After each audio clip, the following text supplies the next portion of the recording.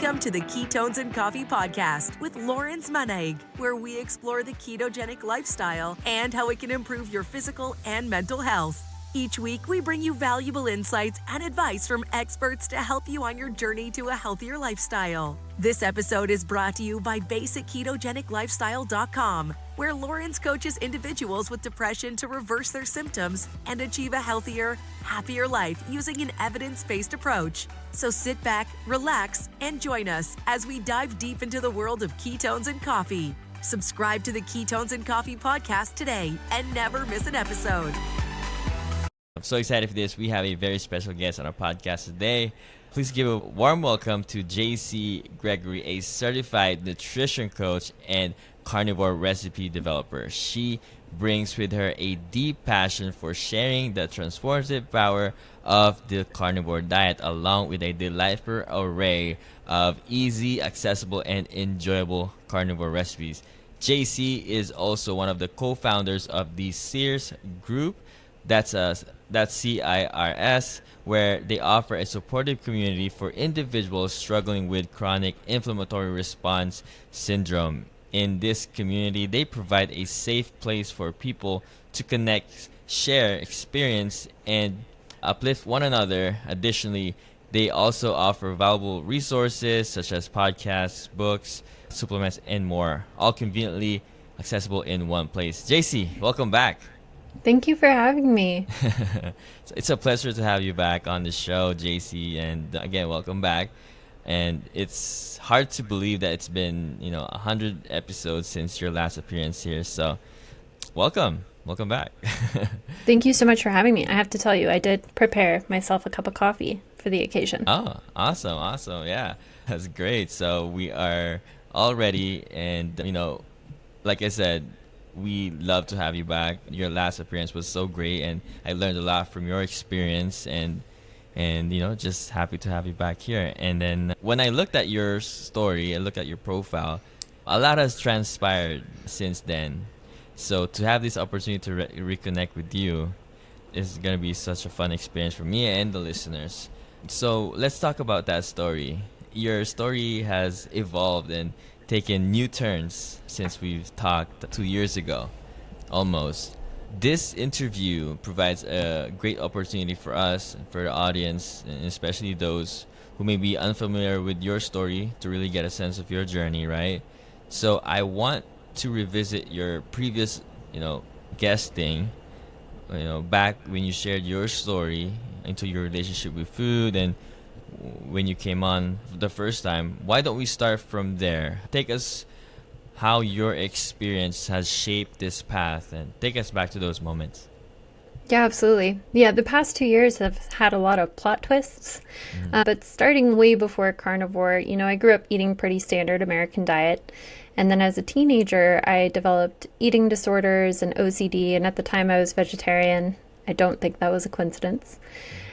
But as a young adult, I kind of overcame those eating disorders, and I tried everything. I tried if it fits your macros and low fat, and eventually I had this friend who was like, I'm going to try this crazy new diet called keto. And so my immediate reaction was to go on PubMed and try to find articles to prove to her that she was going to kill herself eating this way.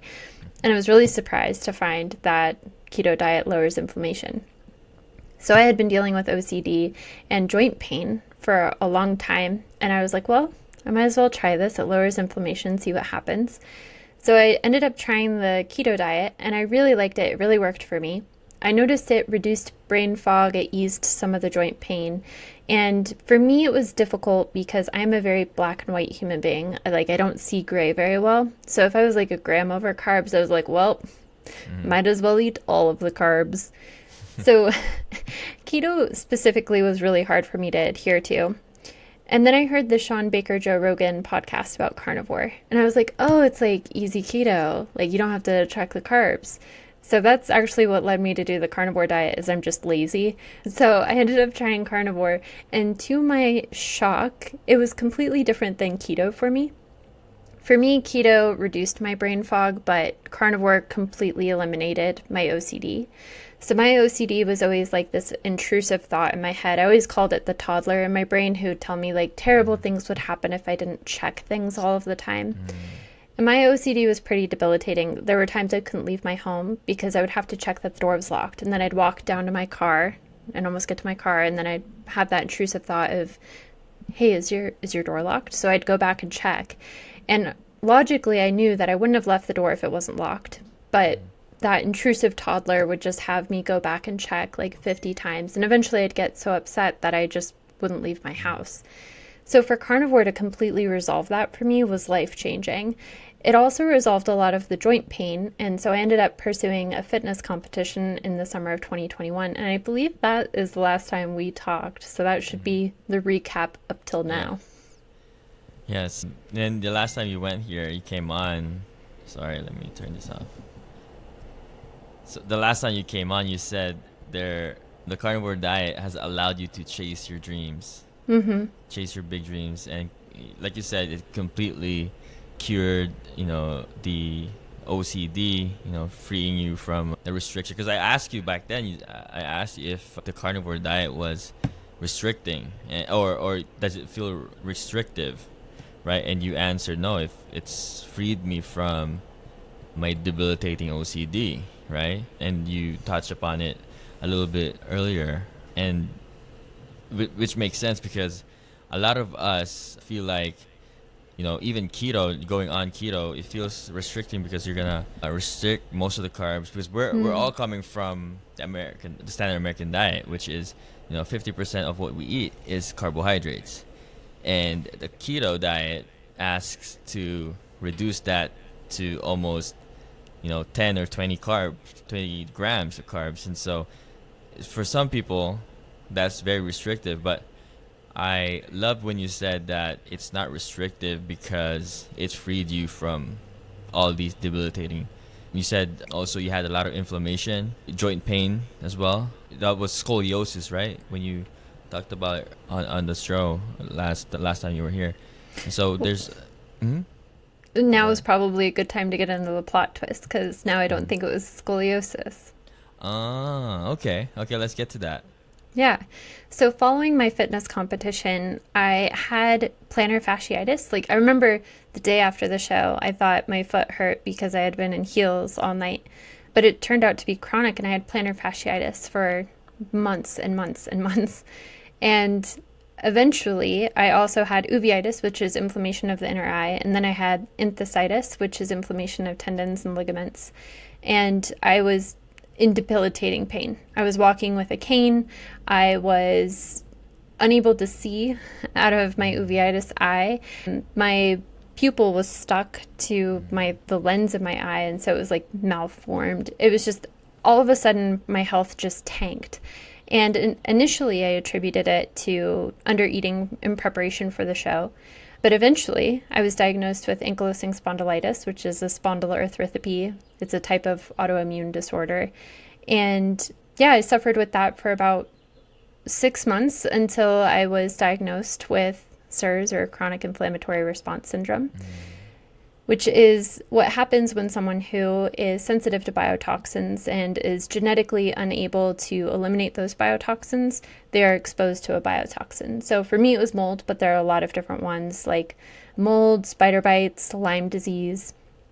There are a lot of different biotoxins, but what it does is it triggers this chronic inflammatory response, which can trigger autoimmune disease in some people.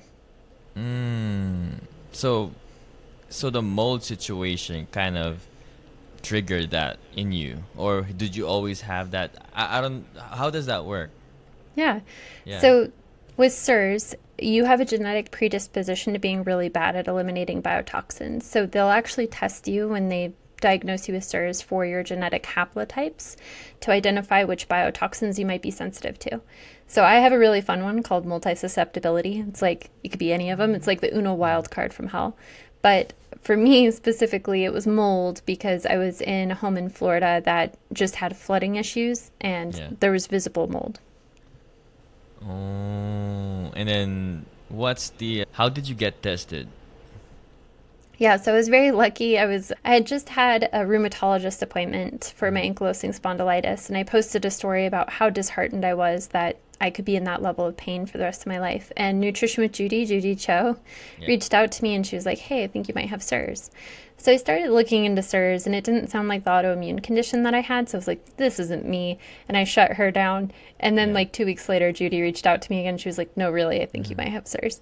So the lesson learned there is don't ignore Judy Cho. From there, I got the blood work through her, and the blood work is 2 parts. The first part being testing the genetic haplotypes, and then the second part is testing the innate inflammatory response.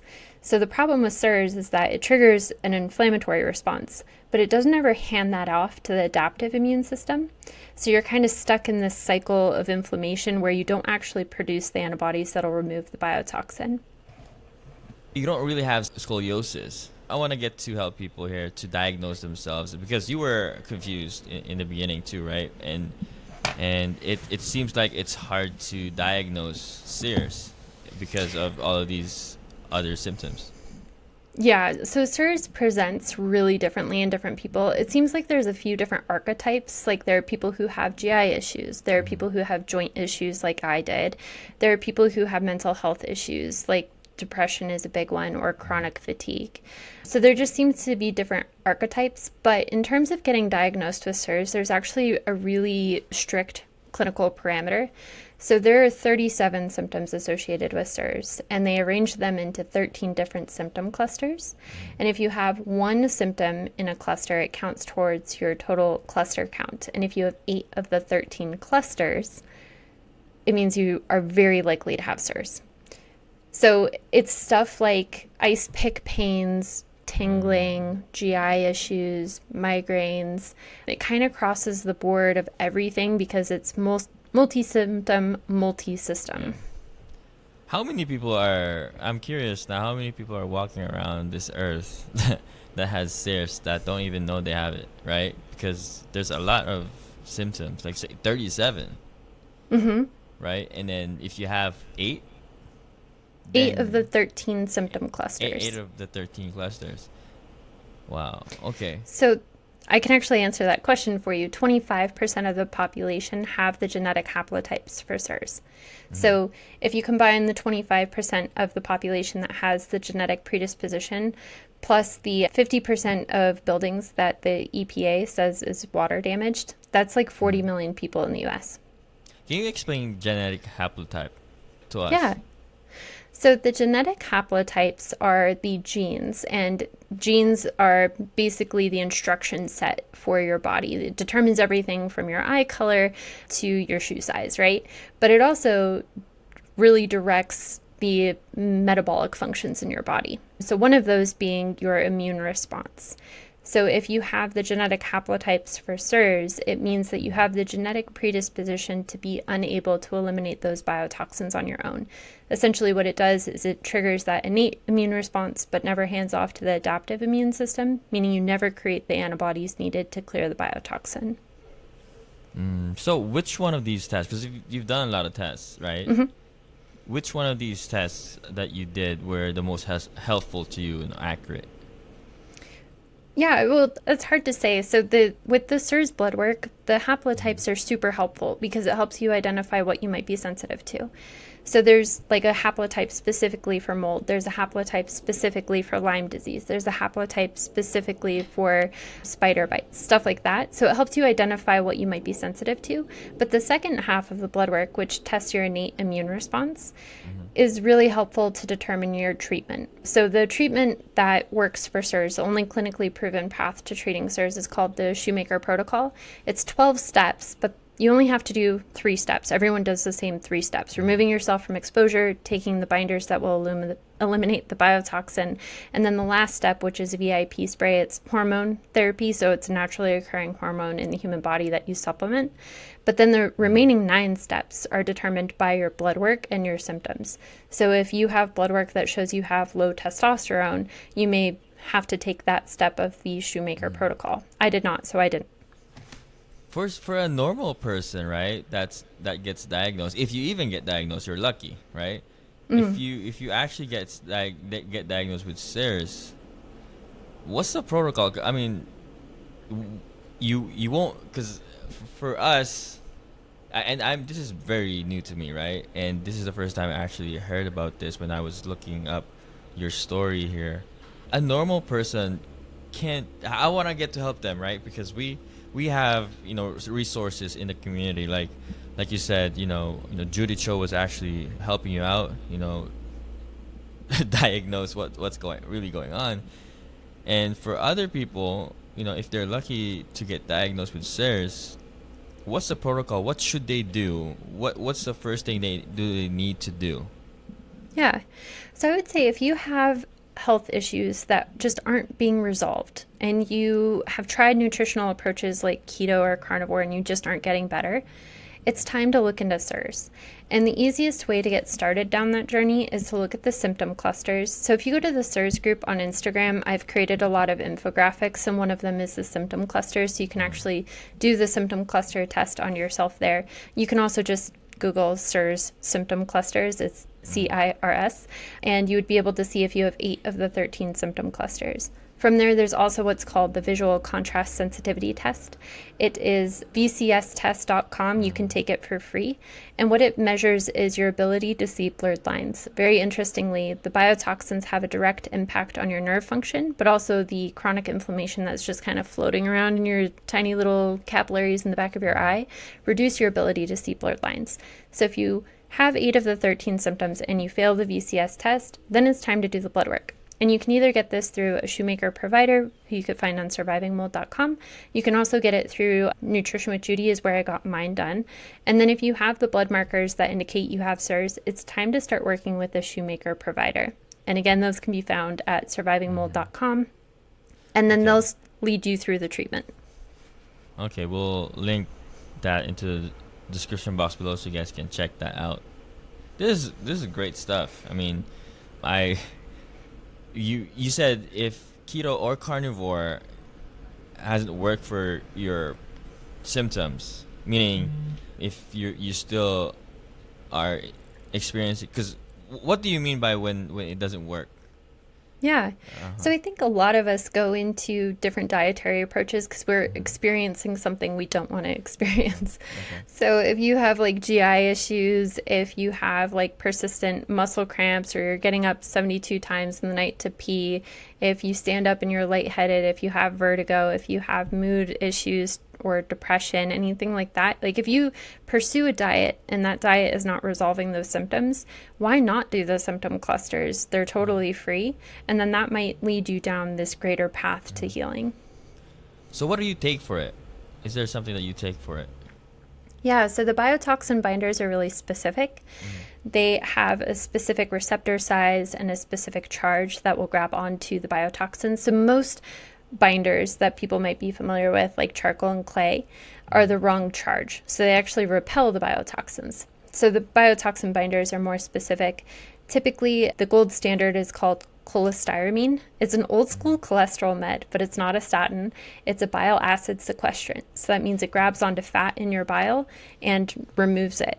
And the helpful thing with that is that the biotoxins are in your fat. So it'll take that fat, remove it, and with it removes the biotoxins. So you do end up supplementing fat on this protocol. So it's super helpful to be keto or carnivore when you do it. There are 2 other options. One is Welchol. It's 25% as effective as cholestyramine. And then the third option is there are okra or beetroot binders, but they're kind of high in oxalates, so not everyone tolerates them well. Does it work if you're not keto or carnivore though?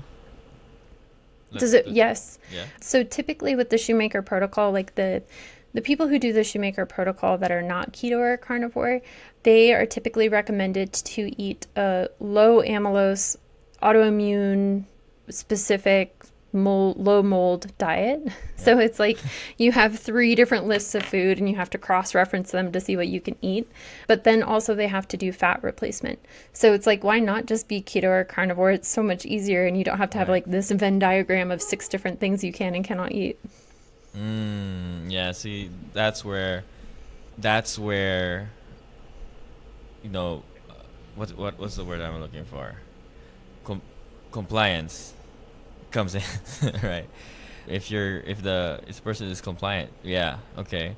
But Let- So are you okay now? How are you feeling after these treatments? Yeah, so before I started the Shoemaker protocol, I was walking with a cane and I wasn't able to work out and I was really severely depressed. I was in so much pain all the time. My mind was just like looking for any escape. So I started having suicidal ideation. And I recognized that as a way of my mind trying to find a way forward from the pain. Obviously, that's not forward, that's just dead. So it was this weird thing that I had never experienced before. Just all to say, I was in a really bad mental and physical state at that time. So when I started the Shoemaker protocol, it was June of last year, so a year now. And I will completely honestly tell you, I feel 100% now. And then next week, I'm going to feel better. So I'm going to be at 110%, I guess. Okay. So there's hope out there, right? And how painful is it if you would rate it from 1 to 10? How painful? How your pain level? Yeah, so I had kind of a different manifestation of CIRS. Not everyone who has CIRS will be in pain. It was because it triggered the autoimmune stuff for me. Interestingly, I haven't done any autoimmune treatments. I've just treated CIRS and it has resolved all of my autoimmune issues.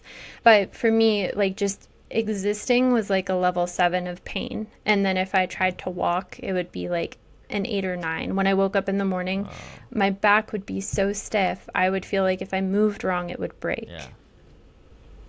So you started treatment in June and you experienced this. You were diagnosed in April. Mm-hmm. So great thing that so you went on Judy Cho's website and got the testing there. Yes. So she has 2 forms of the CIRS testing. There's a mini panel that you can do, and it's just enough of the blood work to get you diagnosed. So that's what I did. I got enough blood work to get diagnosed, and then I started working with a Shoemaker provider because the binders are prescription meds. Unfortunately, Judy can't do that part of the protocol, but she'll hand you off to a Shoemaker provider who can treat you the rest of the way. What do you think happens to people, outside of the community without these resources? What happens to them? Is it accessible to everybody? Like if you Google CIRS, CIRS, what would come up? Ooh, if you Google CIRS, you're not going to see much. But if you Google chronic inflammatory response syndrome, you will. So you're totally right. It's really gate kept. It's like you have to have the magic words to open this portal to the information that you need to heal. Yeah, it seems like, hopefully I might need your opinion on what to, include in the title, because I want people to be able to find this so that they can get help, right? With the symptoms that you talked about and how can they diagnose themselves is really key to this, because your situation was triggered by a moldy situation. So let's get to that. How can you spot that mold in your house? Is that something that you think about? How can people detect that in their home, right? Because for you it was there's a lot of flooding, so it was really obvious. Is it obvious? Is it that obvious for molds to show up? I don't think it's obvious for most people. Yeah. If you think about water damage in buildings, most of the time it's like a leak behind a wall, right? You're not going to see it. And if you do have any sort of water damage, or if you have like a leaky roof and you have water coming into your attic, like you're not necessarily going to really see that. So there is a test you can do. It's called the HERTSMI. It's HERTSMI. Okay. I feel like this is a spelling bee, but it's a test you can do to test the mold levels in your home. It's really helpful because it'll give you a ranking of how prolific those molds are in your home and if it's at a dangerous level or not. So kind of at that point you could see, is this something that you need to pursue further or not? So it's something that maybe you can get some experts to your house.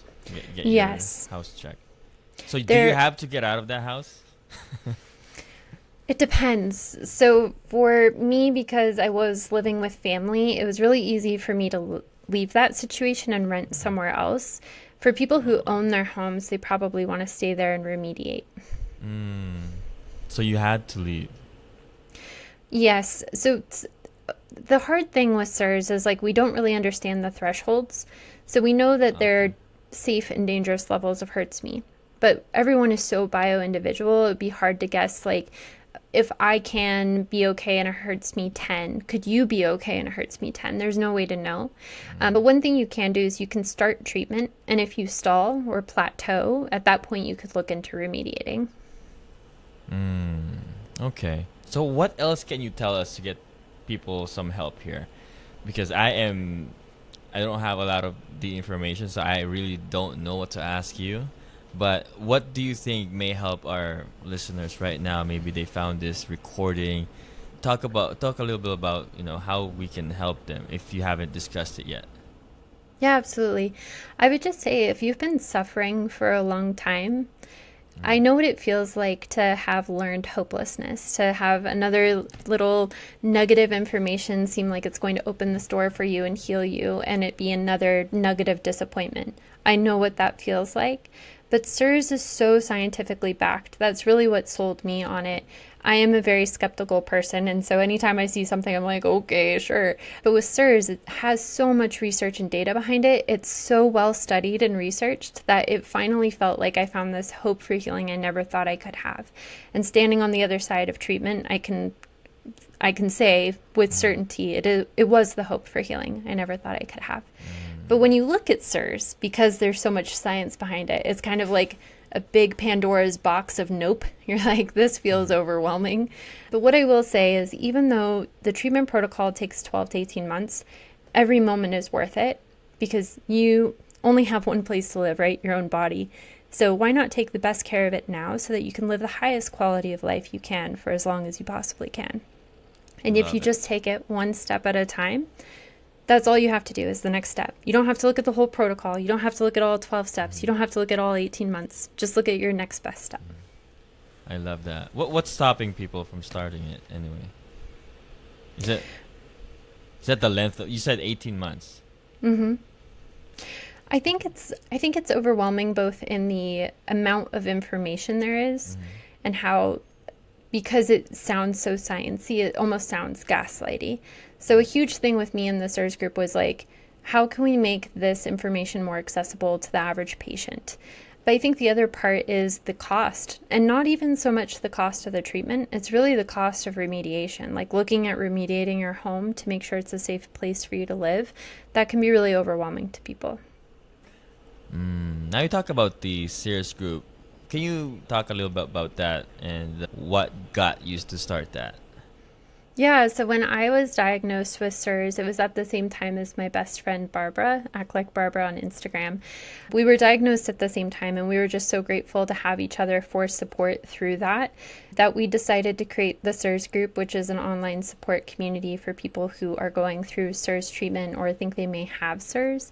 We also created an Instagram page where we share reels and helpful infographics with really consumable bite-sized pieces of CIRS information that are hopefully easier for people to understand than the more provider-facing information we encountered when we first embarked on this journey. I love that. As long as people have a place to go to, right? You said you share, your own stories, you share podcasts, books about, CIRS, and at least, people will have a place to go to. Where can they find it? It's thecirsgroup.com. Thecirsgroup.com. Okay, we'll link it in the description box below. All right, awesome. Well, thank you for sharing your story here, Jacie. Did we miss anything, do you think, about CIRS or anything else that might be able to help them? No, I just really appreciate the opportunity to share my story. Awesome, Jacie. All right. I'm glad that we got you back here, and I appreciate your time, and thank you for sharing your story. Thank you for having me. Awesome. Thank you so much. Bye-bye. Bye. Subscribe to the Ketones and Coffee podcast today and never miss an episode.